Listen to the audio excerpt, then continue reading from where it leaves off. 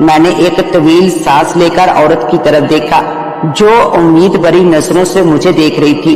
बैठ जाओ, मैंने कहा, मैं तुम्हें मुलाजमा रख लेता हूँ, फिलहाल एक माह के लिए, आजमाइशी तौर पर, इसके बाद मुस्तकिल तुम्हें खाना, कपड़ा और रिहाइश के अलावा 100 रुपये महावर मिलेंगे।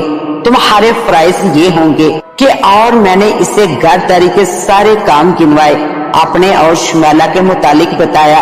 वो इजहार तस्कर के लिए मेरे पांव छूने को बढ़ी, मगर मैंने पांव पीछे हटा लिए और कहा, तुम इस घर में इज्जत से रहोगी, क्योंकि तुम्हें मेरी बेटी की इज्जत की रखवाली भी करना होगी।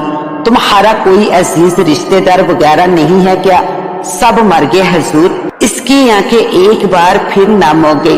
खैर खैर, मैंने हाथ उठाकर कहा, अगर तुम एक अच्छी औरत साबित हुई तो तुम्हें इस घर में मेरी जिंदगी में कोई तकलीफ नहीं होगी।